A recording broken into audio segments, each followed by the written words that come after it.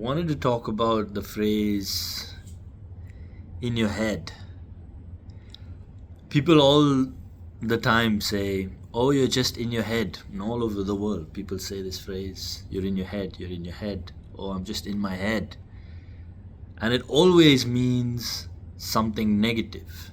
To say, "Oh, I'm just stuck in my own mind, in my own head." And it's always a negative experience. And I just think it's really interesting and perhaps a clue in there that people say automatically, "Oh, I didn't do so well, I was just too in my head." And that's a clue that being too in your mind is not only negative, but somehow it's an experience that we all share. So, despite and irregardless and irrespective of culture, location, nationality, upbringing, language, because I know people say this in other languages as well, is that there's the idea that being too in your head is a negative distraction and an unpleasant experience. And isn't it interesting that all of us have this negative experience of being too in our head? Conversely, just suppose it was the alternative of being too in your head is a positive experience. As in, being too much in your own mind is actually a positive, pleasant experience. But that's never the case. That's what I'm saying, that it's always negatively experienced to be too in your head.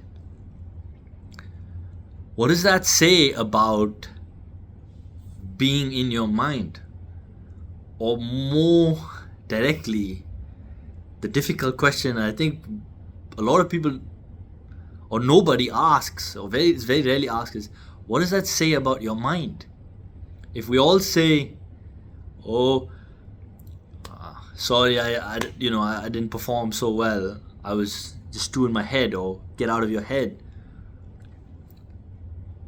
and that always means that we're too consumed by the ongoing negative distraction of what's happening inside us. And all of us, even if that might feel slightly different for each of us, all of us take us to mean something unpleasant and negative. And what does that say about what's going on inside us?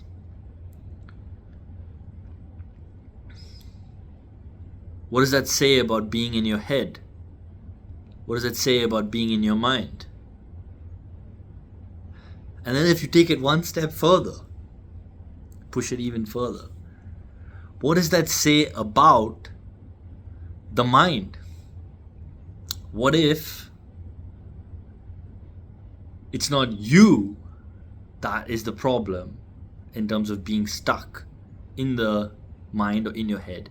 It's because we all say it, we all have it, we all experience it, it happens to all of us. It pulls all of us in, it seduces all of us into this noise. And all of us seem to find it to be overwhelmingly unpleasant. Then what does it say? Is it you?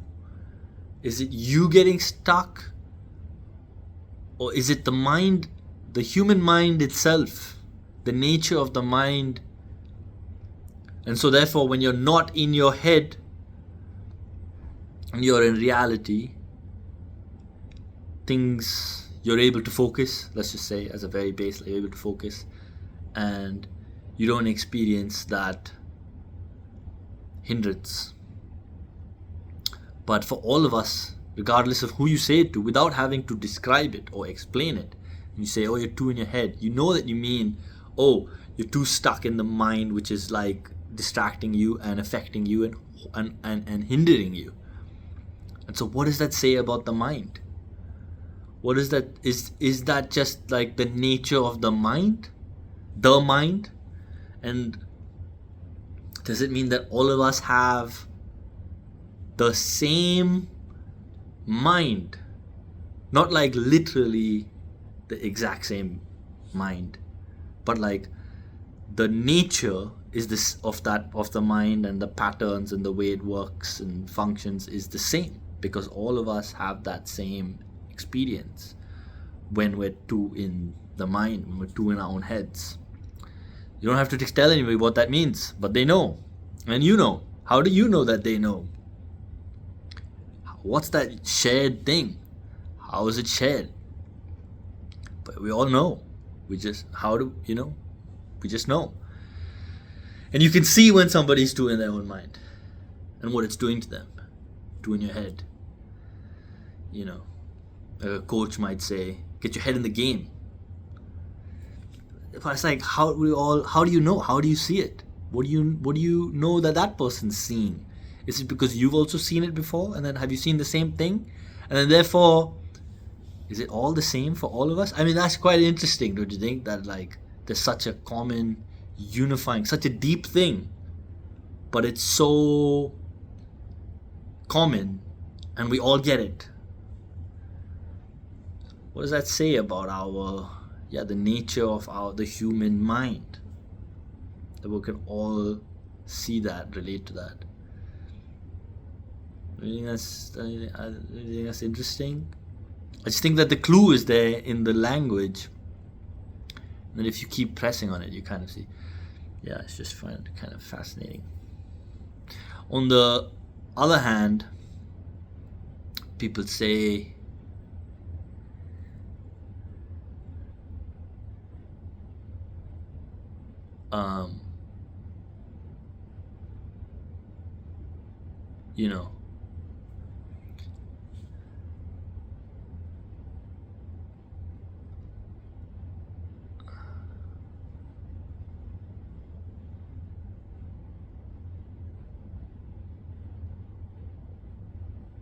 there's another saying. There are other sayings like,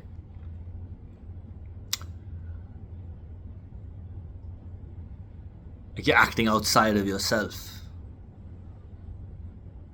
or you're out of control, or like, I've lost my mind.